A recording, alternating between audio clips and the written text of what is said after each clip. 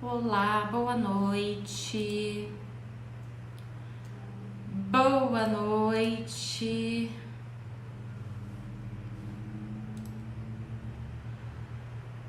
Muito boa noite.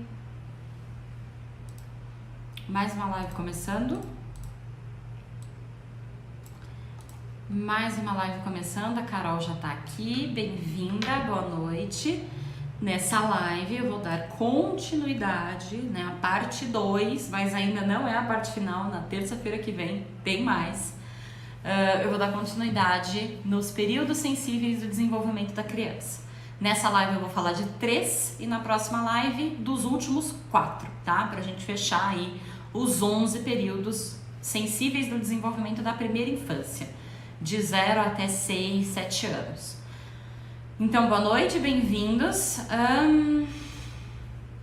Eu expliquei na live passada o que são os períodos sensíveis. Na verdade, eu fiz uma live anterior até, né, explicando das fases do desenvolvimento. Então, eu não vou retomar, eu vou dar continuidade exatamente de onde eu parei, para não ficar muito repetitivo o conteúdo, tá? Então, eu vou dar continuidade exatamente de onde eu parei na outra live. Então, hoje eu vou tratar de 3 períodos sensíveis. E na terça-feira que vem, os últimos 4 pra gente fechar todo esse pacotão aí da criança na primeira infância. Combinado? A Lu chegou, bem-vinda, boa noite. Vamos lá. O próximo período sensível que a criança passa acontece entre os 2, mais ou menos, tá? Mais ou menos entre 2 anos e 5 anos de idade. Tudo isso é relativo, pode ser que comece para uma criança 1 ano e meio e com a outra com 2, pode ser que termine com 5 ou com 6, então é relativo. Mas o próximo período que a gente vai ver é o período do desenvolvimento dos sentidos. E é interessante esse período porque ele tem como se fosse 3 etapas, tá? A primeira coisa que a gente precisa entender, deixa eu só colocar a iluminação aqui para ver se melhora a imagem para vocês, acho que vai mudar bastante. A primeira coisa que a gente precisa entender é que o conhecimento, tudo que a gente aprende, absolutamente tudo, entra no nosso corpo, né? Entra no nosso cérebro através dos sentidos. Então, nesse exato momento, para você entender o que eu estou falando, você está usando a audição e a visão. Você está usando 2, né, dos 5 sentidos, a visão, a audição, olfato, paladar e tato, que a gente aprende lá na escola. Então, todo conhecimento, tudo que a gente vive, tudo que a gente aprende, tudo que a gente absorve do mundo, entra no nosso corpo, entra na nossa personalidade, no nosso cérebro, através de pelo menos um dos 5 sentidos, tá? Então, para a criança pequena, o desenvolvimento dos sentidos é um período sensível também no desenvolvimento dela, partindo do ponto de que todo conhecimento, tudo que ela vai aprender na vida dela, vai entrar através do sentido. Então ela vai ouvir para ela aprender a falar, ela vai tocar em alguma coisa para ela aprender o que é quente, o que é frio, o que é áspero, o que é liso, o que é gelado, entende? Então tudo vai vir através de algum dos sentidos, às vezes mais de um sentido envolvido na mesma tarefa, no mesmo aprendizado, na mesma coisa. E aí que isso se divide em 3 pontos, né? Em 3 tempos, vamos colocar assim. A primeira coisa, a mais básica, é o desenvolvimento do próprio sentido, tá? Então, é a criança perceber que ela enxerga as coisas. Porque lá na barriga, ela vive num ambiente escuro, ela não vê nada. E aí, de repente, ela tá no mundo e ela enxerga. Então, ela olha para um lado, ela vê uma coisa, ela olha para o outro lado, ela vê outra coisa, ela começa a descobrir o sentido. Ela tá lá na barriga, ela sente gosto de pouquíssimas coisas, ela sente o gosto do líquido amniótico que ela vai engolindo, mas não é a mesma coisa do que estar no mundo e comer uma série de alimentos, né? Quando ela nasce, ela vai tomar leite, e ali por volta de uns 6 meses de idade, vem a introdução alimentar e a criança vai começar a explorar outros sabores. Então, a primeira etapa é ela desenvolver os sentidos. É ela entender como funciona, é ela sentir um cheiro e perceber, nossa, isso tem um cheiro, isso é alguma coisa, eu estou olhando para alguma coisa, isso tem um gosto, isso tem uma temperatura, tem um toque, né? Por exemplo, o beijo da mãe, a mãe vem dar um beijo na bochecha da criança. É diferente do beijo do pai que tem barba. Então, quando o pai vem dar um beijo na bochecha da criança, a barba do pai tem uma textura diferente. E isso é tato, e tato é um dos 5 sentidos. Então, o primeiro passo é ela desenvolver os sentidos. Ela faz isso inconscientemente, irracionalmente, ela não percebe e ela não escolhe. Ela simplesmente vive. A criança não escolhe. Você põe ela no berço e aí a criança tá olhando para cima, né, com a barriga deitada para cima, e em cima da cabeça dela tem aquele móbile. Então ela está olhando para o móbile, mas ela não escolheu estar ali, ela não escolheu estar naquele lugar olhando para aquele objeto. Ela foi vítima, vamos dizer assim, do ambiente dela, porque ela vai olhar o que você botar na frente dela. Ela não anda, ela não se mexe, ela não fala. Então se você colocar ela no berço, ela vai olhar o móbile. Se você colocar ela no colo, ela vai olhar o que estiver ao seu redor. Se o que você colocar na boca dela é o gosto que ela vai sentir. Ela não pode ir lá na cozinha, abrir a geladeira, pegar alguma coisa e decidir comer. Entende? É o gosto que ela vai sentir, é o que você oferecer. Então, na primeira etapa é o desenvolvimento do sentido do qual a criança é mais uma vítima, não vítima no sentido negativo de que ela está sofrendo, né? No sentido de que ela não escolhe, ela não tem poder de ação nenhum. Então ela é submetida ao que colocam nela. Então ela vê a roupa rosa, ela não escolheu a roupa rosa, mas ela tá vendo. Foi outra pessoa que vestiu, que escolheu por ela. Então a primeira fase é essa, ela tem que desenvolver, ela tem que descobrir, ela tem que saber o que é frio, o que é quente, o que é liso, o que é áspero, o que é doce, o que é amargo, o que é rosa e o que é verde e por aí vai. E ela vai ver tudo isso pela primeira vez quando ela é pequenininha. Então essa primeira fase, ela acontece muito cedo. Quando o bebê nasce, ele já começa a observar o mundo, ele começa a sentir o toque, então é imediatamente a partir do nascimento.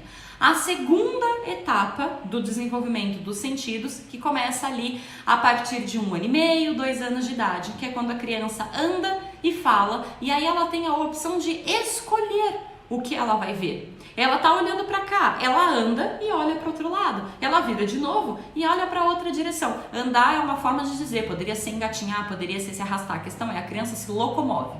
E a partir do momento que ela se locomove, ela tem a opção de olhar para objetos diferentes. A partir do momento que ela se locomove, ela tem a opção de pegar objetos diferentes. Uma criança que não anda, ela só consegue pegar o objeto que tá ali perto dela. Você põe um brinquedo na frente dela, ela consegue pegar. Mas ela olha o controle remoto lá na estante e não pode fazer nada a respeito. Ela não tem como ir até lá. E ela não tem como te pedir, porque ela também não fala. Então, ou essa criança vai andar e ir atrás do controle remoto, ou ela vai aprender a se comunicar, mesmo que ela não fale. Ela vai fazer dá, ela vai apontar, ela vai chorar, ela vai dar um jeito de te mostrar o que ela quer. E aí ela aponta pro controle e você percebe, ele quer o controle, ou ela quer o controle. Então, a segunda fase é quando a criança já descobriu os sentidos, ela põe tudo na boca, ela olha para todas as coisas, ela mexe em tudo. Criança gosta de mexer em tudo, botar tudo na boca, olhar para todas as coisas, porque ela está explorando os sentidos. Então, ela explora a visão, ela explora o olfato, ela explora o paladar, ela explora o tato. E isso é bom, eles fazem isso através da curiosidade, né? A característica da criança ser curiosa é uma característica boa. E aí na segunda etapa, ela escolhe o que ela quer. Eu quero pegar esse brinquedo, não aquele. Eu quero pegar o controle que tá lá na frente, não o que tá aqui do meu lado. Eu quero ir em outro cômodo, eu quero falar outra coisa. Então um adulto me oferece uma boneca, eu posso dizer que não quero. Dessa vez, porque a criança aprendeu a falar e a criança aprendeu a andar. Então, quando vem o período sensível do movimento e o período sensível da linguagem que eu falei na live passada, começa a surgir também o período sensível do desenvolvimento dos sentidos, porque ela entra nessa segunda etapa, onde ela escolhe conscientemente, ela olha para duas coisas e ela fala, eu quero esse brinquedo. E ela tem ali uma decisão, ela toma ativamente uma decisão. Não é só o que estão colocando na frente dela. Você põe uma roupa no teu filho, ele puxa a roupa e fala, não quero, não quero. Entende? Ele tem ali o poder de ação de se recusar, de não querer. E a terceira etapa do desenvolvimento dos sentidos, que é a etapa sensível, que é a etapa que vem marcando o período sensível do desenvolvimento dos sentidos, é a terceira, quando a criança escolhe o que ela quer ver, o que ela quer botar na boca, o que ela quer tocar, o que ela quer cheirar, ela escolhe e mais do que isso, ela processa. Porque o sentido estar desenvolvido não significa que a criança esteja processando. O que isso significa? Você dá 2 potes de plástico para o teu filho brincar. E uma criança muito pequena vai brincar com o pote, vai tampar, vai destampar, vai mastigar, vai virar o pote, vai pôr a mão dentro, vai pôr a mão para fora. Ela está brincando, ela está manipulando o pote, então ela está usando o tato. O sentido está funcionando, ela está tocando no pote, o tato está funcionando, a visão está funcionando, ela está olhando para o pote. Talvez o pote tenha cheiro de alguma coisa, então o olfato também está funcionando, ela está usando os sentidos. Só que ela está manipulando aquele pote, mas ela não está raciocinando a respeito do pote. Ela manipula, mas ela não raciocina. Quando que ela vai começar a raciocinar? Quando ela olhar para os dois potes e perceber que um cabe dentro do outro. Que um pote pequeno pode ser colocado dentro de um pote grande, mas um pote grande não pode ser colocado dentro de um pote pequeno. Então ela tem dois objetos no mundo que ela está trabalhando através dos sentidos, através da visão, através do tato, através do olfato, através de todos os sentidos, e ela percebe que além dos sentidos, ela consegue raciocinar em cima daquilo. Então ela pega o pote pequeno e põe dentro do pote grande e ele cabe. Só que quando ela tenta inverter, não funciona, o grande não entra no pequeno. E ali ela faz uma descoberta, como um pequeno cientista, ela raciocinou a respeito daquilo. Tá entendendo? Então são 3 etapas. Primeiro é a criança descobrir os sentidos. É ela nascer e perceber que o mundo tem cheiro, que o mundo tem cor, que o mundo tem textura. Coisas que lá dentro da barriga ou não tinha, simplesmente não existia, como a luz dentro da barriga não existe, ou tinha muito pouco, como o gosto, o paladar. A criança experimenta o líquido amniótico, mas ele não tem um gosto tão diferente quanto todas as frutas que existem no mundo. Então, ou era nada ou era muito pouco. E aí ela precisa nascer e precisa conhecer os sentidos, quase que do zero. Depois que ela conhece os sentidos, ela precisa escolher através dos sentidos. Eu vou pegar a caneta ou eu vou pegar a boneca? Eu vou pegar o carrinho ou eu vou levantar e pegar o controle da televisão na estante? E depois que ela toma essa atitude de escolher, aí ela vai raciocinar a respeito. O pote pequeno cabe dentro do pote grande. E quando chega nessa parte em que ela começa a raciocinar com as coisas que ela tem através do sentido, é o período sensível do desenvolvimento dos sentidos. A primeira parte e a segunda parte, elas são importantes, mas elas não são o período sensível. É a terceira parte, quando a criança começa a perceber o mundo e a modificar o mundo e a pensar sobre ele, que é a fase sensível do desenvolvimento dos sentidos. Então ela vai pôr as coisas dentro da gaveta e ela vai tirar as coisas dentro da gaveta e ela vai pôr de novo e ela vai tirar outra vez e ela vai mexer em todas as coisas que tem na frente dela e ela vai perceber que uma escorrega, a outra é quente, uma cabe dentro da outra ou que dá para empilhar. Entende? Ou que uma é vermelha e a outra não. Então a criança começa, por exemplo, a assimilar coisas. Ela pega 2 carrinhos azuis e ela fala carrinho azul. E ela consegue olhar para os 2 carrinhos e entender o que eles têm de igual. Os 2 carrinhos são azuis. Essa percepção, ela é consciente, ela é racional. Você olhar para a coisa e falar, esse carrinho é azul. Primeiro, você tem que saber o que é um carrinho e saber o que é azul. Percebe como já tem um conhecimento por trás? E ela olha e fala, os 2 são azuis. Nossa, que percepção incrível. Para um adulto é uma besteira, mas para a criança é assim que ela se desenvolve. Para a criança é importante. Para a criança é as primeiras vezes que ela descobre que um pote cabe dentro do outro. Que ela descobre que a coisa sai e a coisa entra. E que de repente ela só entra em uma direção. Você tenta colocar a coisa de ponta cabeça, não vai funcionar mais. Então ela começa a usar os sentidos dela, os 5 sentidos dela, para manipular o ambiente. Conforme ela vai manipulando o ambiente, ela recebe um aprendizado em troca, um ensinamento em troca. Os 2 carrinhos são azuis, ou o carrinho é amarelo e azul. Entende? Ela começa a perceber nuance de cor, ela começa a perceber repetição, ela começa a perceber proporção, né, do que é maior, do que está mais longe, do que está mais perto, o que é pesado e o que é leve, e ela vai descobrir tudo isso através dos sentidos. Então, entre 2 e 5 anos de idade, a criança está no auge da curiosidade dela. Porque ela precisa dos sentidos trabalhando, o que significa que ela vai enfiar tudo dentro da boca, o que significa que ela vai mexer em todas as coisas, o que significa que ela vai olhar para todas as coisas e apontar todas as coisas e querer comentar todas as coisas, o que significa que cheiro para a criança é muito importante. Então ela tá sensível, ela está percebendo os cheiros, que o cheiro da comida é um, que o cheiro da roupa da mãe é outro, que o cheiro do cachorro é outro. Então ela começa a perceber, e isso é importante. Isso para a criança passa a ser importante. E aí é a fase em que eles mexem em tudo. Meu filho mexe em tudo, meu filho não me dá sossego, meu filho não deixa nada no lugar. Ele está curioso, desenvolvendo os sentidos dele e desenvolvendo o que ele pode fazer através dos sentidos. Porque através do sentido da visão eu consigo enfileirar carrinho. Através do sentido da visão eu consigo empilhar pecinhas. E eu consigo empilhar pecinhas escolhendo a cor. Eu vou empilhar todos os amarelos juntos, todos os laranjas juntos, todos os vermelhos separados. Então, eu não só percebo, eu não só tenho sentido, mas eu modifico o mundo em cima do meu sentido. Tá dando para entender ou tá abstrato? Acho que tá dando para entender. Então, esse é um dos períodos sensíveis do desenvolvimento, que é o auge da curiosidade da criança. É nessa fase, eles gostam muito de mexer em panela, em pote, em gaveta, eles gostam muito de misturar coisas, misturar ingredientes, eles gostam de cozinhar, porque a cozinha é, se não o ambiente mais rico da casa, um dos, pelo menos, mas eu chuto a dizer que é o ambiente mais rico da casa, principalmente para o desenvolvimento dos sentidos, porque todos os sentidos podem ser trabalhados na cozinha. Eu consigo trabalhar o paladar, porque eu vou comer o que eu estou preparando na cozinha. Eu consigo trabalhar o olfato, porque comida cheira, fazer comida tem um cheiro, geralmente muito gostoso, por sinal. Eu consigo trabalhar a visão, porque eu estou olhando para todas as coisas. E eu consigo trabalhar o tato, porque eu estou tocando todas as coisas. E a batata não tem a mesma textura da cenoura. E a cebola não tem a mesma textura da berinjela. A berinjela é super lisinha, a cenoura já tem as cascas ali que fica soltando. O abacaxi, então, em comparação com a berinjela, é outro universo, né? Cheio de pequenos espinhos, e a berinjela é lisinha.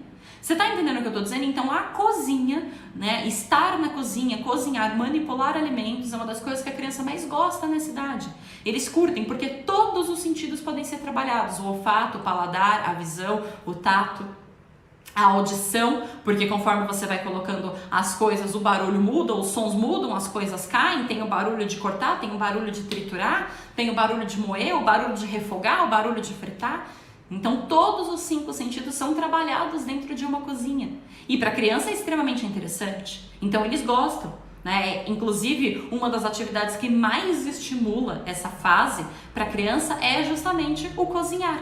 O cozinhar, quebra-cabeça é muito legal porque ela começa a perceber similaridade, né? De que uma imagem encaixa perfeitamente do lado da outra, que uma peça do lado da outra forma uma imagem. Ou aqueles jogos que você tem que achar o equivalente. Então você tem uma maçã, aí você tem que achar outra peça que também é maçã para pôr junto. Você tem alguma coisa cor-de-rosa, você tem que achar outra coisa cor-de-rosa para colocar junto. Então você tem que achar os pares, como se fosse assim. Então tudo isso para a criança é muito rico e é um período sensível do qual ela vai ficar curiosa, do qual ela vai mexer em tudo, do qual se ela for uma criança que mais extrovertida, né, que fala mais, ela vai ficar perguntando por quê? Por quê? Por quê? Por quê? Por quê? Por quê? Por quê? Por quê? Entende? Ela tá curiosa, ela tá interessada naquilo. É um período sensível muito lindo e muito importante, porque tudo na vida dela ela vai aprender através do sentido. Não tem nada que a gente absorva, que a gente aprenda, que não seja utilizando algum ou mais dos nossos 5 sentidos. Tudo é através deles. A live travou, gente? Deu uma travada aqui pra mim. Me avisem no chat, por gentileza, se travar. Aqui pra mim deu uma travada, mas eu vou continuar. Tá certo? E qual que é o próximo? Né? Qual que é o próximo período sensível do desenvolvimento? É o período sensível da graça e da cortesia. E vamos lá, talvez esse aqui seja um dos mais difíceis, tá? Período sensível de graça e cortesia. E ele acontece geralmente entre os 2 e os 6 anos de idade. É quando a criança começa, e somente começa, porque ele é longo, ele vai até depois dos 8 anos de idade. A criança começa a perceber que existem pessoas em volta dela. Só que esse é um período sensível porque assim, o período sensível da graça e da cortesia, a criança começa a perceber que existem pessoas em volta dela e que essas pessoas têm reações diferentes, opiniões diferentes, fazem coisas diferentes, mas ela ainda não está pronta nessa idade para aprender valores éticos e morais. Então a questão de certo e errado para a criança ainda é muito abstrata. Ela não está na fase do qual ela vai ter noção de consequência, do qual ela vai ter noção de certo e errado, do qual ela vai mentir de propósito. Essa questão da criança mentir de propósito, dela manipular, dela fazer sabendo que está errado e mesmo assim fazer, vai acontecer depois dos 7 anos de idade. Então, o período de graça e cortesia, ele é sensível, ele é delicado e ele não pode ser confundido de jeito nenhum com o desenvolvimento da moral. O que é o desenvolvimento da moral? É você saber o que é certo e o que é errado. É você ter muita clareza do que é certo e do que é errado. Uma criança de 5 anos, quando ela rouba um brinquedo no parquinho, ela não faz sabendo que é errado. Ela não sabe, ela não tem noção de ética formada. Essa questão de roubar é errado, matar é errado, isso é uma questão de ética e de moral que nós adultos temos e que as crianças começam a aprender depois dos 7 anos de idade. Então, com 5 anos, ela rouba porque ela quer o brinquedo, não porque ela quer causar algum mal. Ela vê o brinquedo, sente desejo, tá? Porque a criança sente desejo, ela vai lá e pega. Não existe nenhuma maldade por trás disso. Ela não faz para prejudicar ninguém, ela não sabe o que ela está fazendo, ela só foi lá e atendeu a um desejo dela. Um simples desejo, assim como quando ela está com sede, ela toma água. Para a criança é simples assim, tô com sede, tomo água. Olhei para o brinquedo, quero o brinquedo, eu pego o brinquedo. A noção ética, moral de que, nossa, roubar é errado, vem só mais pra frente. E o período de graça e cortesia não pode ser confundido com o momento do qual a criança vai começar a desenvolver ética e moral. Porque o período de graça e cortesia, ele vem dos 2 até os 6 anos de idade. Ética e moral é depois dos 7 anos, mais ou menos ali a partir de 8 anos de idade. Agora, o período de graça e cortesia é quando a criança repara que tem outras pessoas em volta dela. E que ela quer chamar a atenção dessas pessoas. Porque todo ser humano nasce com a necessidade básica de aceitação. Ninguém gosta de ser rejeitado. Ninguém gosta de ser criticado. Ninguém gosta de sentir que não é bem-vindo. Ninguém gosta. Se você trabalha numa empresa em que todo mundo fala mal de você, em que todo mundo te trata mal, você não vai gostar. Você, inclusive, pode desenvolver uma doença com isso, ficar deprimido e etc. Porque a rejeição para a criança, assim como para o adulto, é extremamente dolorosa. Nós queremos aceitação, nós fazemos de tudo por aceitação. Nós fazemos, inclusive, mais do que deveríamos. E aí a criança percebe que isso acontece, que ela precisa de aceitação e ela precisa se encaixar naquele grupo. Existe um grupo, existe uma cultura, existem pessoas e eu preciso me encaixar nesse grupo de pessoas. Então eu preciso repetir o que essas pessoas fazem, porque isso muda de cultura para cultura. E a criança começa a olhar porque as pessoas da cultura dela estão fazendo e começa a repetir. Porque ela quer ser aceita, ela quer se sentir parte daquilo. A questão que torna o período de graça e cortesia, o período sensível de graça e cortesia complicado, é que a criança não desenvolve sozinha. Até agora, tudo que eu falei, a criança desenvolve sozinha. A criança aprende a falar sozinha, ela aprende a falar ouvindo. Você não precisa parar, sentar com teu filho, ensinar o teu filho a falar. Hoje eu vou ensinar o meu filho a falar. Você para, você senta e ensina a criança a falar. Isso não existe. A criança naturalmente ouvindo as pessoas falarem, convivendo na família, ela aprende. Andar é a mesma coisa, você não para e fala, eu vou ensinar o meu filho a andar. Ele vai cair, vai andar segurando nos móveis, vai andar segurando na sua mão, mas ele aprende meio que sozinho. A única coisa que você precisa fazer é deixar a criança solta. Se você prende a criança o dia inteiro no berço, ela não vai conseguir andar. Uma criança que está solta, que está no chão, ela consegue segurar no móvel, ir de um lado para o outro, engatinhar, ter força na perninha para ficar em pé e dar os primeiros passos, mas não é uma coisa que a gente precisa fazer, a gente só não pode atrapalhar. A mesma coisa do falar, a mesma coisa do desenvolvimento do sentido. Você não ensina o teu filho a cheirar, cheira aqui. Você não ensina. O desenvolvimento do olfato, que é um dos sentidos, a criança aprende sozinha. Você não ensina a criança a sentir gosto. Olha, sente gosto aqui. Você dá uma banana para a criança e ela sente o gosto sozinha. Você não vai lá na língua da criança mexer em alguma coisa. Então ela desenvolve sozinha. Só que quando a gente chega no período de graça e cortesia, isso não acontece.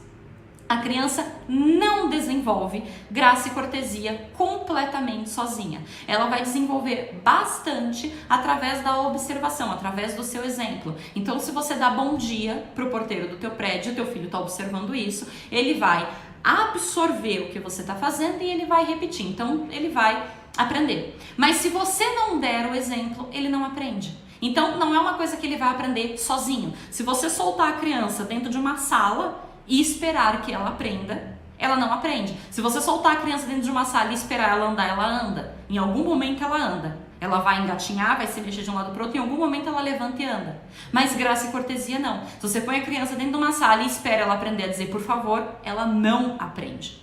Ela tem que aprender sendo ensinada. E aí existe o ensino ativo e existe o ensino passivo. O que é o ensino passivo? É aquele ensino que você dá através do seu exemplo. Então você passa pela portaria, dá bom dia para o seu porteiro, teu filho escuta, aí no dia seguinte você faz igual e no outro dia igual e aí todo dia a criança vê. Então você está passivamente ensinando a criança através do seu exemplo. Isso pode ser uma coisa boa, isso pode ser uma coisa ruim, depende do exemplo que você está dando.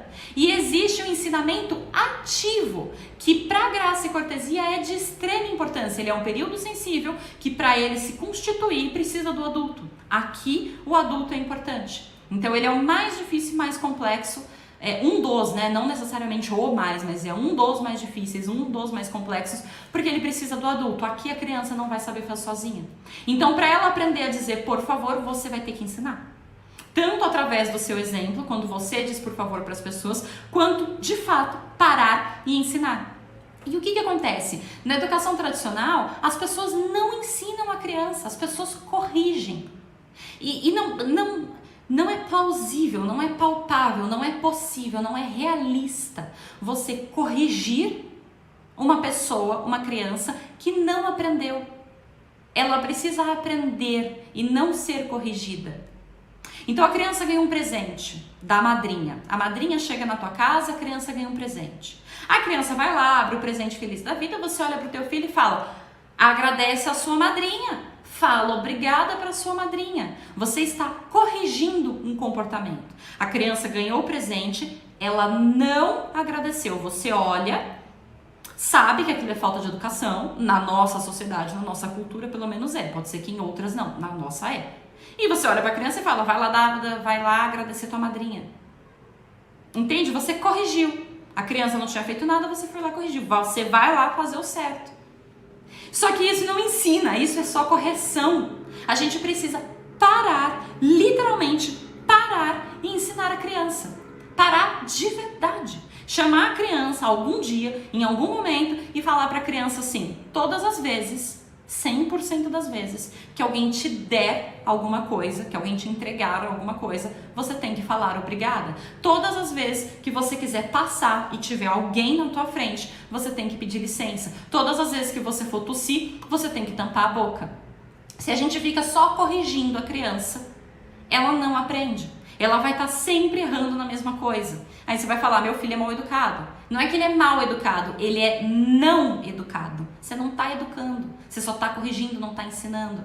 Parece besteira, mas a educação tradicional, ela não ensina, ela corrige. São poucos os adultos, pouquíssimos, que param na frente de uma criança e ensinam a criança o que ela faz quando ela tosse. Os adultos chegam com a criança, faz tosse e a pessoa lhe fala: ei menino, tampa a boca. Mas ninguém explicou para a criança como tampa a boca. Por que tampa a boca? A pessoa só diz tampa a boca. Entende? É a mesma coisa que você chegar num emprego novo e o seu chefe vira para você e fala: trabalha aí. Mas trabalhar como? O que eu tenho que fazer? Olha lá, tá trabalhando errado, trabalha direito. Sim, mas o que eu tenho que fazer? Me ensina, por favor. Ele tem que parar e te ensinar. Falar: olha, o seu trabalho é assim, assim, assim. Você vai clicar aqui, você vai fazer isso, você vai fazer aquilo, você vai falar dessa forma, você vai falar aquilo outro. Se ele te jogar dentro de uma sala e virar e falar: trabalha aí, e só ficar corrigindo, e ele fala: ó, você trabalhou errado, ó, você fez errado. Mas qual é o certo? Ninguém parou para me ensinar o certo. Entende? Você está entendendo o que eu estou dizendo? Então a gente precisa parar para ensinar o certo. Tem que parar e ensinar a criança a agradecer. Tem que parar e ensinar a criança a pedir por favor, a pedir licença, a tossir e tampar a boquinha. Entende? Tem que literalmente parar. E se você não fizer o movimento de parar, a criança não aprende. Tem até uma história que a Montessori conta em um dos livros dela, em que uma professora chegou na sala de aula e não falou nada. Ela só entrou na sala e ela pegou um lenço de papel e assoou o nariz. E ela assoou o nariz, dobrou o lenço de papel e colocou no lixo. E todas as crianças estavam paradas, olhando, impressionadas. Quando a professora terminou, as crianças bateram palma. Eu acho que eu já até contei essa história em alguma live. Por que as crianças bateram palma para a professora assoando o nariz? Porque foi a primeira vez que alguém ensinou a criança a fazer aquilo.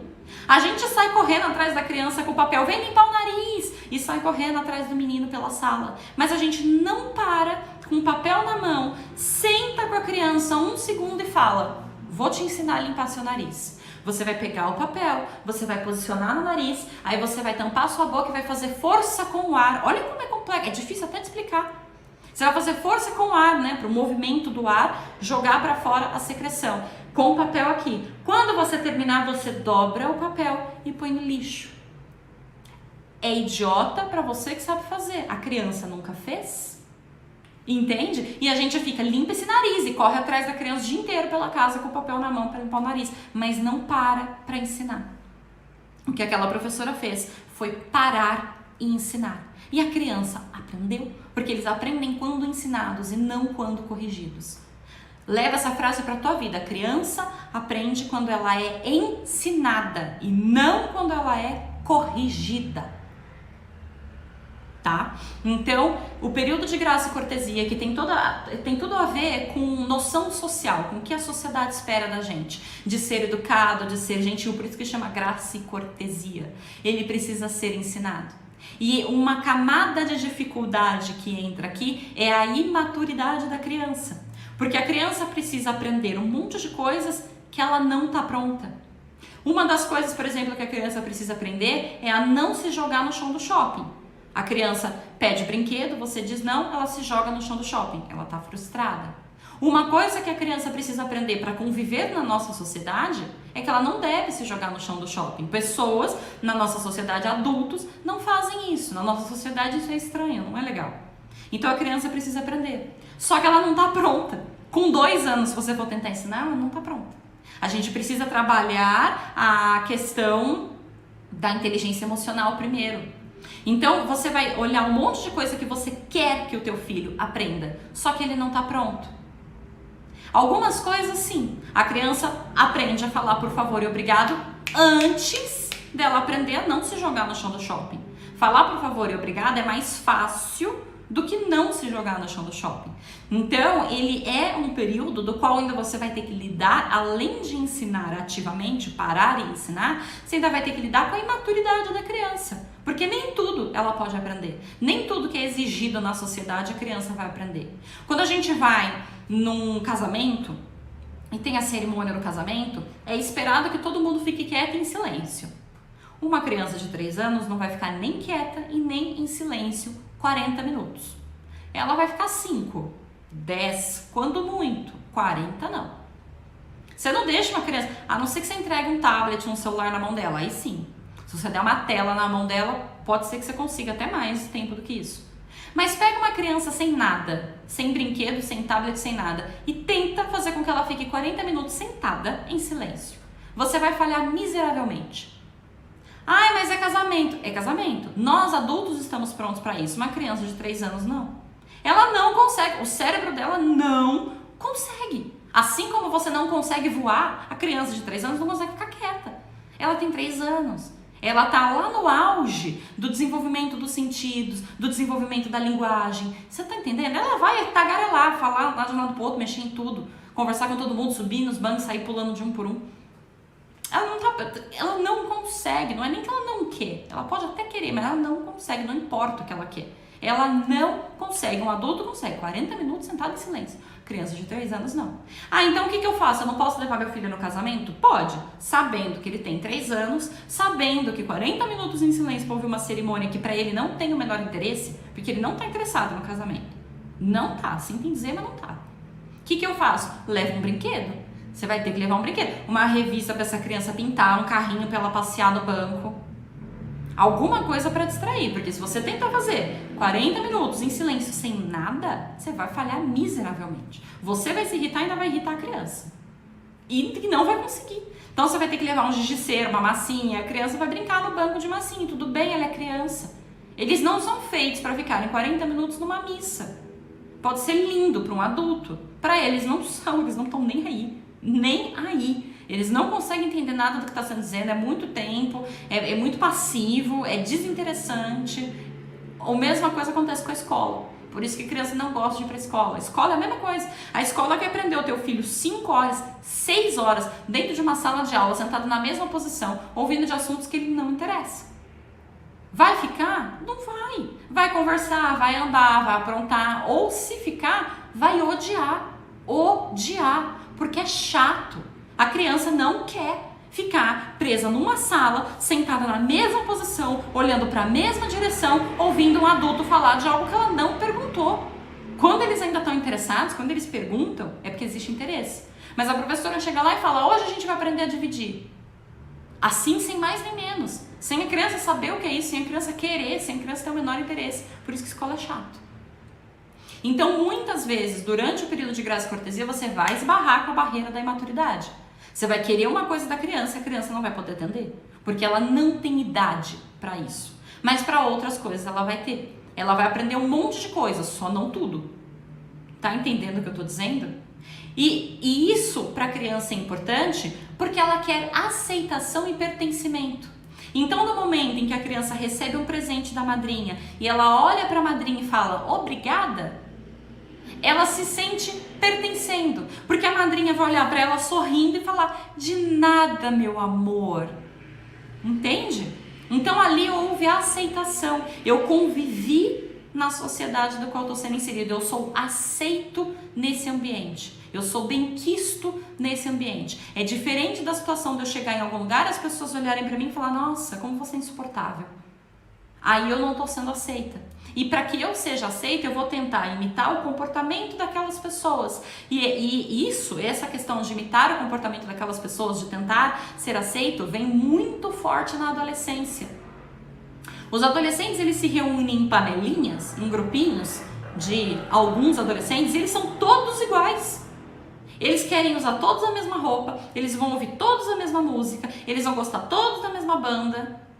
Entende? Eles vão ter panelinhas. Uma panelinha vai ser diferente da outra panelinha, mas dentro de cada panelinha vai ser todo mundo igual. Então a panelinha que é fã de Restart, lembra da banda do Restart, os meninos coloridos, do tênis colorido? A panelinha que é fã da banda do Restart lá, que é colorido, eles vão se vestir daquele jeito, todos eles vão se vestir daquele jeito. Todos eles vão ouvir aquelas músicas, todos eles vão ter aquele sotaque e eles grudam um no outro. Porque na adolescência isso vem muito forte, isso é necessidade de aceitação. E todo ser humano tem necessidade de aceitação. A criança tem muito forte, o adolescente tem muito forte. Por quê? Porque eles estão construindo a personalidade deles. Então, enquanto a sua personalidade não está construída totalmente, a necessidade de aceitação é muito grande. Adulto tem, só que menos. Adulto tem menos. Mas tem também, não passa, só diminui. Não vai passar com 40 anos, com 50, nem com 60, só diminui. Ninguém gosta de se sentir sozinho e ninguém gosta de se sentir rejeitado. E é com base nisso, com base nessa questão da aceitação, do pertencimento, que dá para afirmar que a criança gosta de obedecer. Por quê? Porque quando a criança obedece, ela é aceita. Se a criança faz o que o adulto pediu, o adulto fica feliz. O adulto comemora, o adulto dá presente, o adulto dá beijo. O adulto elogia. Então, quando a criança obedece, ela se sente aceita. E quando a criança erra, ela se sente o oposto. Porque quando ela erra, é grito, é tapa, é castigo. Na educação tradicional, tá? Tô falando da educação tradicional. Então, a criança obedece. Aí a mãe fala, que lindo filho, te amo, meu menino obediente, não sei o quê. Se a criança desobedece, você é terrível, eu não te aguento mais, eu vou contar pro teu pai, eu vou te bater, porque não sei o quê.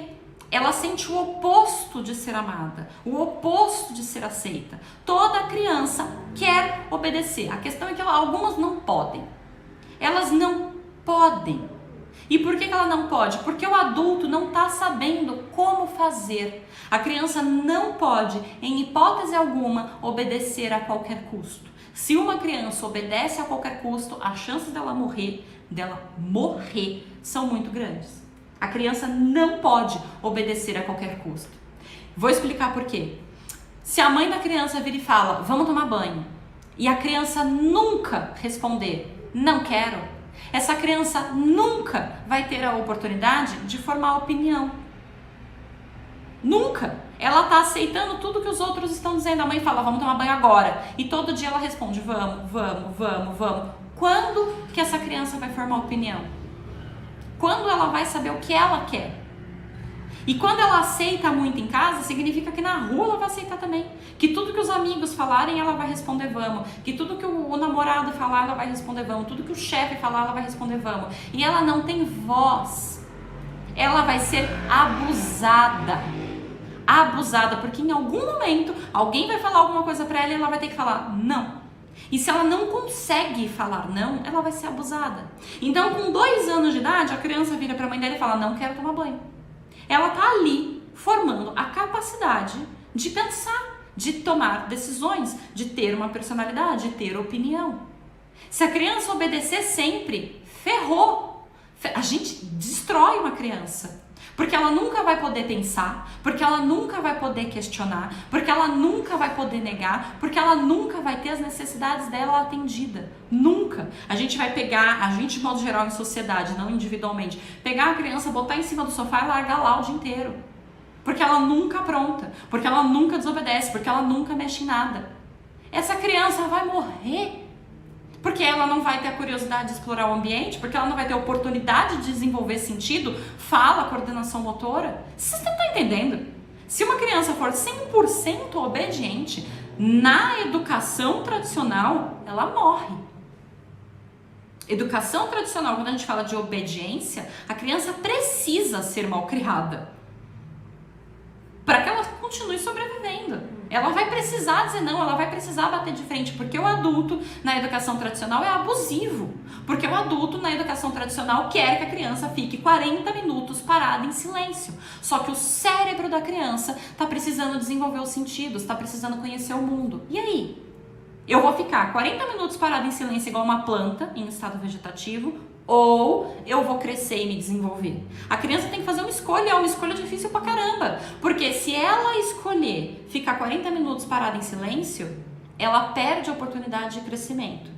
E essa oportunidade não volta depois. Essa oportunidade, os períodos sensíveis são chamados de períodos sensíveis porque eles não se repetem, porque eles são muito sensíveis, como a própria palavra já diz, eles são muito intensos e eles não se repetem. Período sensível da linguagem não volta nunca mais. Os períodos acabou. Então ela vai ter que tomar a grande decisão: eu vou obedecer e ficar 40 minutos quieta e abrir mão do meu desenvolvimento, que se eu não fizer agora eu não faço nunca mais na minha vida. Ou eu vou desobedecer a minha mãe e sair correndo. Porque se eu saio correndo, eu atendo as minhas necessidades, eu atendo o meu período sensível, eu atendo o que eu preciso. Eu cresço. Eu cresço, mas eu apanho. Eu cresço, mas eu ouço grito. Eu cresço, mas eu sofro rejeição. A cabeça da criança pequena, educada na educação tradicional, ela tá o tempo inteiro assim: eu vou obedecer e me sentir amada, mas negligenciar o meu crescimento, ou eu vou crescer, aprender, virar um ser humano foda, com perdão da palavra, e ganhar uns tapas. É uma escolha difícil. O que você quer? Você quer virar gente ou você quer receber amor? Porque quando a criança obedece, ela é amada. Quando a criança não obedece, ela é castigada. Você está entendendo o tamanho da decisão? E ela olha para uma coisa, olha para outra e geralmente ela vem para cá. Geralmente ela desobedece. E ainda bem, porque se ela não desobedecer, ela não cresce. Se ela não crescer, esse período não volta nunca mais. Nunca mais. Entende? Então ela é desobediente. E ela vai apanhar, e ela vai ouvir grito, mas pelo menos ela vai aprender. Ela vai aprender, vai crescer toda complexada, vai crescer cheia de trava também, vai crescer toda traumatizada, mas aprendeu. Sabe falar, sabe andar, sabe usar os sentidos, sabe dizer por favor, obrigada. Ela aprendeu. Toda complexada, mas aprendeu. Então, quando a gente olha para a fase do desenvolvimento da criança, quando a gente respeita a criança, quando a gente não agride verbalmente, fisicamente, quando a gente entende a criança e ama essa criança mesmo quando ela está errada, quando a criança erra é quando ela precisa de mais amor. Eu falei isso na live em que eu falei de conexão, em que eu expliquei o passo a passo para criar conexão, que eu falei de adulto-referência, de apego. Quando essa criança se sente amada, mesmo quando ela erra, ela não tem essa briga. Eu posso crescer segura e amada, sabendo que se eu errar, a minha mãe continua me amando. Ela vai me ensinar, ela vai colocar regras, ela vai colocar limites, ela vai corrigir, mas ela vai continuar me amando. Porque ela não vai corrigir batendo, porque ela não vai corrigir gritando, porque ela não vai corrigir me machucando de qualquer forma que seja. Ela vai me corrigir com amor. Ela vai me corrigir sem travas. A gente põe limite, a gente ensina consequência, a gente faz um monte de coisa, tudo com amor, tudo com muito amor, porque a gente não quer as travas. E a gente não quer que a criança tenha que escolher, eu quero ser amado ou eu quero crescer? Cresce sendo amado. Tem que crescer sendo amado, errar sendo amado. Você tá entendendo? Tá entendendo? Então, toda criança gosta de obedecer. É que tem criança que não pode. Ela não pode. Se ela obedecer, ela tá ferrada. Ela olha pra vida dela e fala, você não tá entendendo?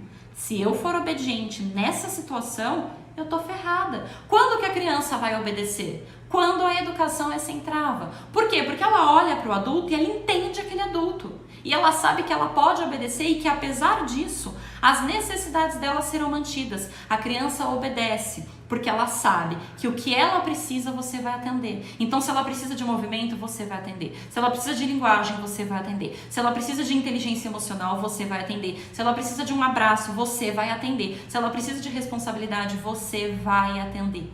Então, ela obedece, porque ela se sente atendida. E é por isso que eu vivo falando que a criança obedece ao adulto que ela admira. Porque o adulto que entende a criança, que respeita a criança, que sabe usar as ferramentas com a criança, é um adulto que ela admira. Ela olha para aquele adulto e sente admiração e confia. Se minha mãe está falando isso, se minha mãe está fazendo dessa forma, eu posso obedecer. Eu posso. Ela sente que ela pode, porque obedecer não significa morrer. Obedecer significa prosperar de forma segura. Eu obedeço e eu cresço de forma segura e amada. Entende? Entendeu a profundidade disso? Entende? Então, as crianças gostam, sim, de obedecer. É que algumas não podem. No início do período de graça e cortesia, o como é mais importante do que o porquê. Porquê é importante, mas como é mais. Do que eu tô falando? Se você quer ensinar a criança a botar a meia, para a criança, no começo, ali de 2 a 6 anos, é mais importante que você explique como colocar a meia do que por que colocar a meia. Porque é importante, não pode ser negligenciado, principalmente para crianças mais velhas, porque elas vão perguntar e porque elas precisam saber o porquê. A criança, quando ela não sabe por que ela está fazendo o que ela está fazendo, ela não tem razão para fazer aquilo. Por que você faz comida? Porque tem que comer, né? Você vai sentir fome. Por que você toma banho? Para ficar limpo. Você não toma banho porque seu vizinho mandou. Você toma banho para você ficar limpo. Não é porque alguém mandou, é porque você sabe que tem que fazer. E por que tem que fazer? Porque se eu não tomar banho, sei lá, eu vou ficar doente, fedendo. Tem porquê. E o porquê é importante. Só que para a criança muito pequena, antes do porquê tem que vir o como. Não adianta você virar para a criança e falar, olha, tem que pôr a meia para manter o pé quentinho. Esse é o porquê. Tem que pôr a meia para manter o pé quentinho. Ok, essa informação é boa. Mas como que eu vou botar a meia? Porque você está dizendo, tem que pôr a meia. Mas eu não sei. Então o como vem antes do porquê. Olha, você vai pôr a meia dessa forma, para manter o pé quentinho. Então primeiro você explica como que faz. Você precisa colocar a mão na boca quando você for tossir, ou o braço na frente do seu rosto, da sua boca, quando você for tossir. Esse é o como. Você pega o braço e põe na frente da boca. Como? Bota o braço aqui. Porque se você tosse sem estar assim, você espalha as suas bactérias pelo ar, aí você tosse na cara das pessoas e é falta de educação. Então, o como vem antes do porquê. Uma criança que não sabe como, ela não entende porquê. Então, ela tem que saber como que espirra. Você protege a boca. Por quê? Porque é falta de educação você espirrar na cara das pessoas. O como precede, ele vem antes do porquê. E é necessário ensinar no lugar de corrigir. Não virar para a criança e falar, menino, não é assim que espirra, tampa a boca. Vai lá, Abaixa na altura da criança, pega o seu cotovelo e fala, filho, olha, assim, você põe a boca assim, ou assim, não sei qual a forma que você gosta. Mas você vai ter que ensinar. Ensinar é parar e ensinar. Porque eles não aprendem sozinhos. E graça e cortesia, a criança não vai aprender sozinha.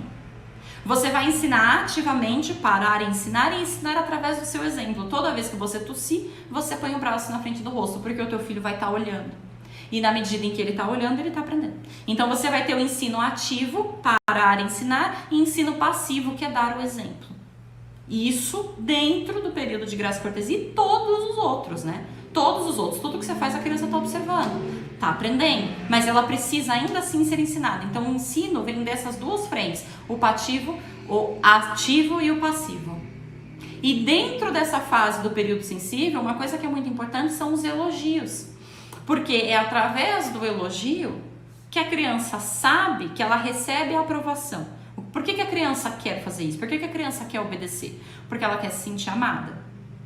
Então, elogiar, demonstrar afeto é importante para a criança saber que ela está acertando. Então, no lugar de ficar criticando quando a criança erra, você tem que elogiar quando a criança acerta. Não é a mesma coisa. No lugar de falar para a criança, nossa, você está sempre sujo. Quando a criança toma banho, você fala, muito bem, meu amor, agora você está limpinho. Você não foca no que a criança faz de errado, você foca no que a criança faz de certo. Não é chegar lá e falar na cabeça da criança, você é muito agressivo, você bate no teu irmão. Você está botando um rótulo. Ela vai corresponder. Ou seja, a criança que está agressiva vai ficar cada vez mais agressiva.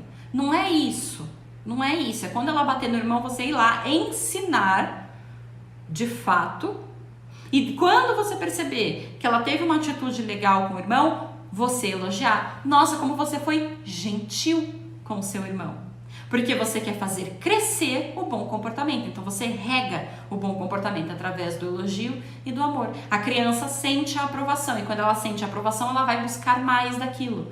Toda vez que você elogia o teu filho por alguma coisa, ele vai tentar repetir. Então se ele disse obrigado e você elogia, você foi educado com a moça, muito bem. Você não precisa fazer um super elogio. É simples assim. A criança tá na padaria, pegou o troco no caixa, virou pra moça e falou obrigado, boa tarde.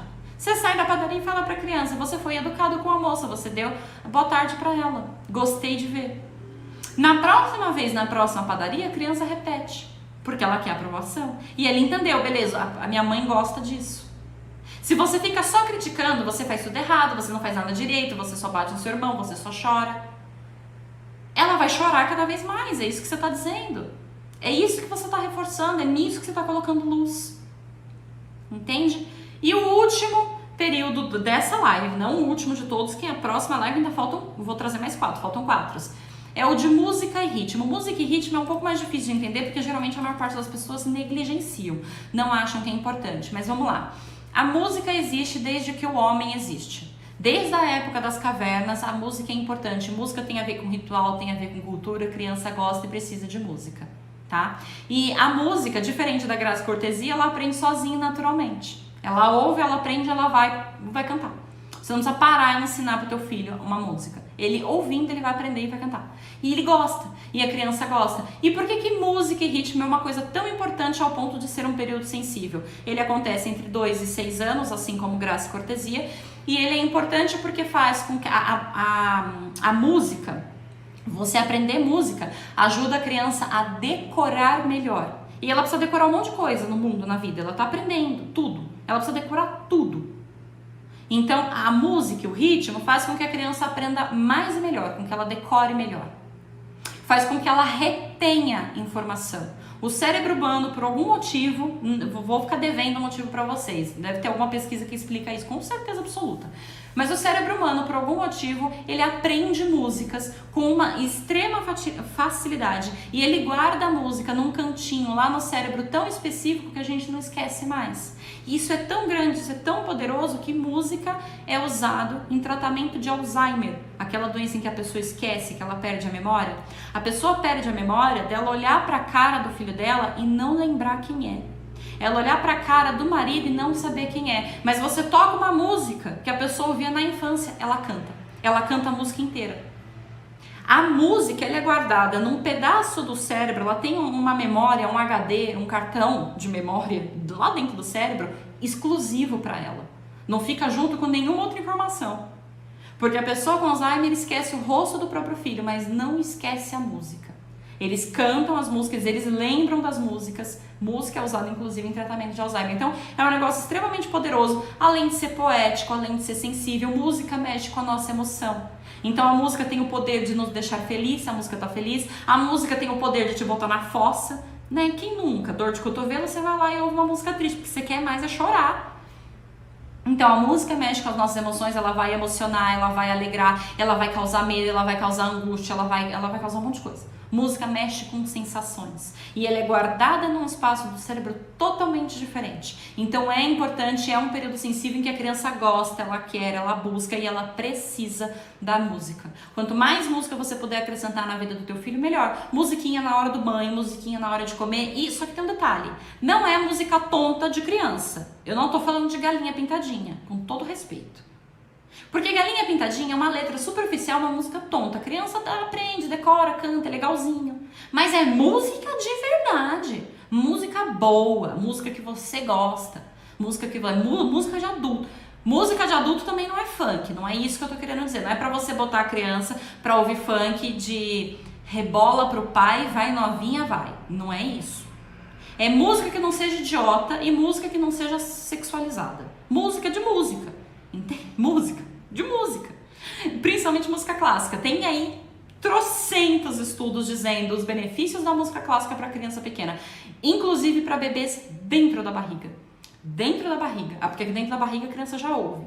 Se você põe música clássica para tocar para o bebê dentro da barriga, isso tem uma cacetada de benefícios. Tem um monte de pesquisa a respeito disso.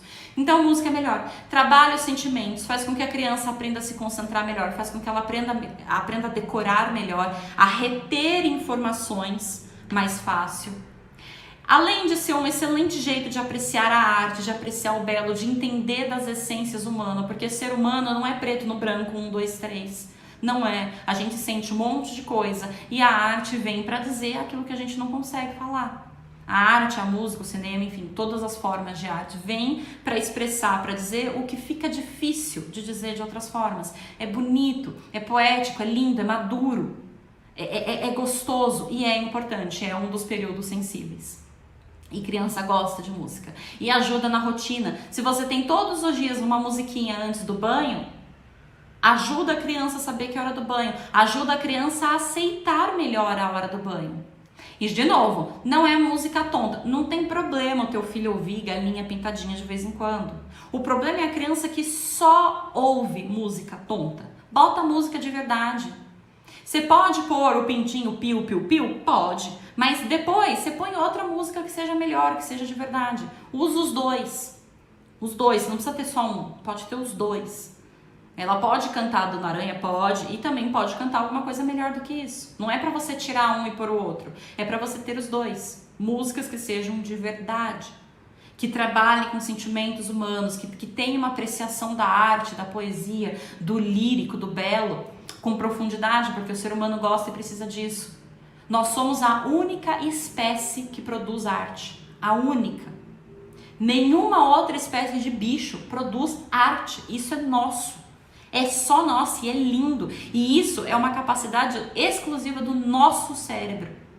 As baleias não produzem filmes, os golfinhos não produzem também. A arte é nossa. Eles se comunicam, mas eles não produzem arte. Não da forma que a gente faz. Isso é bonito, isso é exclusivo do ser humano, é belo, é profundo, é grandioso e é um formato de inteligência, sim. Tanto música quanto instrumento musical. Se você puder proporcionar para o teu filho contato com o instrumento musical, é bom também. Primeiro porque pode criar um interesse na criança. Se ela aprender a tocar um instrumento é maravilhoso. Inclusive, tocar instrumentos musicais ativam certas áreas do cérebro que a gente não ativa de nenhum outro jeito. Uma pessoa que sabe tocar piano, ela tem coisas no cérebro dela funcionando que eu não tenho. Eu não sei tocar piano. Eu não toco nada, nenhum instrumento, não toco nem campainha, gente. Eu sou péssima com isso. Mas uma pessoa que toca piano, sei lá, qualquer coisa, eu tô dando só um exemplo. Ela tem no cérebro dela estruturas formadas que eu não tenho. E que trazem, sim, benefícios para ela. Então, tanto música quanto contato com instrumento musical. Exposição precoce. Desde a barriga você já pode pôr música para essa criança ouvir. Exposição para quando não existe, é novinho demais. Não, não. Dancem, cantem, ouçam músicas. Músicas para além de música tonta. Música de verdade, porque é bom, porque a criança gosta, porque faz bem, faz com que a sua criança fique mais inteligente, mais concentrada, que ela aprenda melhor, que ela tenha uma absorção da arte mais profunda. Você faz um ser humano mais completo, de modo geral. Deixa eu ler os comentários de vocês aqui. A Lu comentou, isso de por favor, a Mel aprendeu faz tempo, mas de uns dias pra cá, ela tá achando que quando ela diz por favor, eu tenho que fazer o que ela pediu. Ela já pediu por favor, antes não era assim. Ela precisa aprender que o por favor não torna aquilo uma obrigação, né? Uma questão de educação, mas que não necessariamente a pessoa é obrigada. Na realidade, o que vale olhar é o que ela tá querendo é que você faça na hora, porque, veja bem, é complicado explicar isso. Quando ela pede por favor, ela vira pra você e fala, mãe, eu quero banana, por favor. E aí você fala pra ela, tá, peraí que a mamãe vai pegar. E ela fala, não, eu quero agora.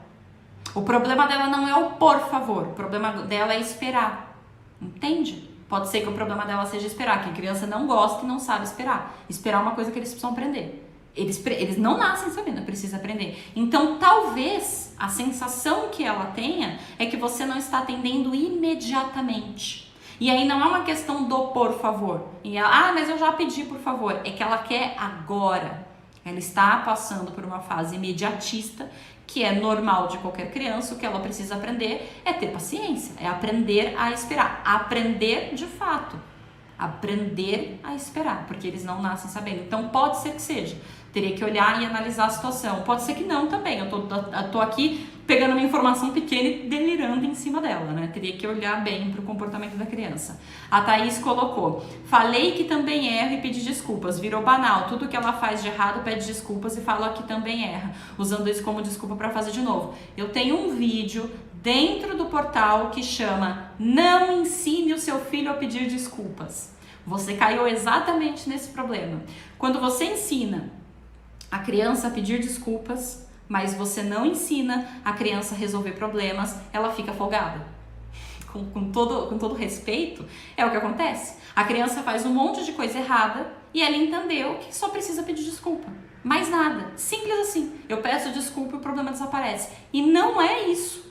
Pedir desculpas não resolve o problema. Pedir desculpa ameniza, ajuda, é importante para você lidar com o sentimento dos outros, mas não é só isso. E eu tenho uma live sobre isso e ela se chama Não ensine o seu filho a pedir desculpa. Porque a gente fica na cabeça da criança, pede desculpa, desculpa, desculpa, ela entende que tudo na vida dela ela consegue resolver pedindo desculpa. E ela vai cada vez errando mais e errando nas mesmas coisas e nunca resolve. Ela aprendeu a pedir desculpas, ela não aprendeu a resolver problemas. Entende? É isso que tá passando agora com ela. Tem a live lá sobre isso, eu explico direitinho o que fazer, o passo a passo, porque o que ela precisa aprender é resolver problema. Pedir desculpa é importante, mas não adianta eu pedir desculpa e não fazer nada. Nada a respeito. Eu preciso trabalhar para resolver o problema. Senão o problema vai repetir de novo, de novo, de novo. E aí a desculpa é vazia, serve para nada. Eu tô o tempo inteiro errando a mesma coisa. Assiste essa live dentro do portal, chama Não ensine o seu filho a pedir desculpas. Aí a Thaís completou, o argumento é você também erra, então tudo pede desculpa e torna a fazer de novo, virou comum. Exatamente, ela aprendeu a pedir desculpas, ótimo, isso é bom, mas ela não aprendeu a resolver problemas. Ou seja, ela vai sempre errar, sempre pedir desculpa e não vai resolver nada, porque ela não aprendeu a resolver problema. Agora ela tem que aprender a resolver problema. Pedir desculpa é só uma parte, não é tudo. Eu falo isso lá na outra live, tem uma live só pra isso. Cadê? Deixa eu continuar aqui lendo os comentários de vocês. A Thaís comentou que também percebe isso na filha dela, que ela só pede por favor, tem que fazer. Então, eu acho que é uma questão de imediatismo. São crianças pequenas que não sabem esperar e ela pede por favor e ela quer que você faça na hora. Então, ela tem que aprender a arte da paciência, a arte de esperar, uma coisa que a gente tem que ativamente ensinar. Eles não vêm de fábrica sabendo, tem que ensinar. E ensinar a criança a esperar é um passo de cada vez, não querer que a criança espere 40 minutos, como eu estava falando do casamento. Tem live sobre isso também. Também tem live sobre isso. Eu não lembro o nome dessa live. Gente, eu tenho mais de 110 lives feitas. Eu nem sempre lembro o nome de todas. Eu não lembro o nome, mas eu tenho certeza que eu já falei sobre isso, sobre como ensinar a criança a esperar. Eu não sei se esse é o nome, mas essa live existe lá dentro do portal. Que mais? A Lu colocou, eles aprendem tudo mesmo. Aqui em casa só digo saúde quando eles espirram. E às vezes eu esqueço de dizer saúde. Aí eles cobram, mamãe, você não disse saúde. Esse é o ensino passivo. Através do seu exemplo, você está ensinando. O que é super válido, o que é super bom. Existem as duas frentes, como eu falei, o passivo e o ativo. E os dois são importantes. A Lu completou. A Mel ganhou mês passado um ukulele. Aquele violãozinho pequenininho, tem um desse aqui em casa, mas não sei tocar. As preferidas aqui são sertanejo, mas outro dia eu estava ouvindo Mamonas Assassinas e eles amaram. Eu cresci ouvindo MPB com a minha mãe. Eu tinha 6, 7 anos, eu era muito fã da Rita Lee. Muito fã, eu era a criança mais fã da Rita Lee. Cresci ouvindo MPB. E é isso, ouvir música de qualidade, ouvir música boa, que faça sentido pra você, pra sua família, porque forma caráter e um monte de outras coisas dentro do cérebro que precisa. Pode ouvir música infantil? Pode, mas também pode ouvir Mamonas. Só tem que tomar cuidado com funk, com essas músicas assim, porque senão você cai numa sexualização precoce. Não é bom uma menina de 5 anos estar ouvindo uma música que manda ela rebolar e sentar no rapaz. Aí não dá. Então, algumas letras não. Tem que ter essa noção também do que a criança está ouvindo. Mas é isso, eles precisam sim, música é super importante. A Thais colocou, uso música para minha filha dormir. Esse ritual já faz 6 anos seguidos e super funciona. Dá 15 minutos ela dormiu. O dia que eu não coloco, ela coloca sozinha. É maravilhoso. Música é maravilhoso para criar ritual, rotina. Deixa a criança calma, confortável. Traz a sensação de estabilidade que eu falei lá na live passada, do período sensível de ordem, que a criança quer as coisas sempre do mesmo jeitinho, repetidinho. A música traz isso, porque é sempre a mesma música. Então você pode ter sempre a mesma música para a hora do banho, sempre a mesma música para a hora de dormir. Para o período sensível de ordem, é incrível. A criança se sente super confortável e amada dentro dessa situação. Que eu falei, é um dos períodos da live passada, que eu expliquei na live passada. Cadê? A Lu colocou, Thaís, a Mel começou a fazer isso de uns dias pra cá, mas não consigo entender por quê. De pedir desculpas, eu me perdi aqui, já não sei mais o que vocês estão falando. O menino com o violãozinho. Gente, o ukulele é um violãozinho tão bonitinho, pequenininho. Pena que eu não sei tocar nada. Quem sabe um dia eu ainda aprendo. Não tá tarde. Assim, eu posso aprender. Só que a dificuldade que eu vou ter é muito maior do que uma criança. A filha da Lu, a Mel, se ela quiser aprender a tocar violão, ela aprende com muito mais facilidade do que eu, porque ela tá no período sensível da música e do ritmo. Eu não, eu já passei faz tempo. Então eu posso aprender? Posso, mas eu vou ter bem mais dificuldade do que a Mel. Ela vai aprender antes, ela vai aprender melhor do que eu, porque ela tá no período sensível para isso, igual o período sensível da linguagem. Eu posso aprender a falar alemão? Posso, mas vai ser mais difícil para mim do que para um bebê de 1 ano. Um bebê de 1 ano vai aprender muito melhor do que eu, muito melhor. Porque ele tá nesse período sensível. Inclusive, gente, sotaque.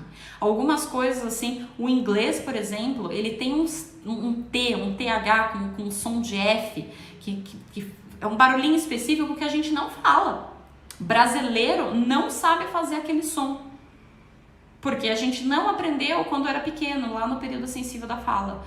Quem nasce imerso na língua inglesa, né, quem tem o inglês como língua mãe, aprende. Brasileiro não, é dificílimo. Um ou outro vai aprender, mas é dificílimo para um adulto brasileiro falar o tal do som do TH, do inglês. Porque passou do período sensível. Em compensação, por exemplo, os japoneses têm muita dificuldade com R. Muita. R é coisa nossa, mais do que deles. Eles não têm tanto o som de R na língua deles. Por isso que as pessoas tiram sarro, tiram barato, que não é legal, mas por isso que é muito comum você ver, por exemplo, um japonês falando flango. Não tô zoando, não tô criticando, eu tô dando um exemplo apenas. Por que eles falam flango e eles não falam frango? Porque R é coisa nossa. E a gente sabe falar R e eles têm dificuldade. Na língua deles, o R não é tão forte, tão pronunciado igual o nosso. Então é mais fácil para eles falarem flango com L do que com R. Entende? Porque passou do período sensível. A criança pequenininha tem que aprender isso. Aí a gente não consegue falar o TH do inglês. Com muita dificuldade. Ele faz um sonzinho de F assim esquisito que a gente não fala. A não ser que tenha nascido falando inglês. Entende? É por isso que o período sensível é tão importante. Porque ele passa e ele não volta nunca mais. A Lu comentou, Thaís, ele gosta muito, mas vejo que quando o pai não toca junto, ele também não se interessa muito. Falta estímulo, né? Ele gosta, mas ele quer a companhia do pai, ele tá buscando por estímulo, aceitação no momento em família, nada de errado. Mas é interessante que as crianças tenham contato com música, é interessante que as crianças tenham contato com instrumento. Se você puder oferecer isso pro teu filho, ofereça. Do fundo do coração, ofereça. Só benefícios, é tão simples. Não é uma coisa grande, não é uma coisa complexa. Tá certo? Esses eram, então, os 3 períodos sensíveis do desenvolvimento da live de hoje. Na terça-feira que vem eu volto com os últimos 4. Tem mais 4 ainda pra gente terminar. Todos relacionados com a primeira infância. Aí a gente termina em próximo tema.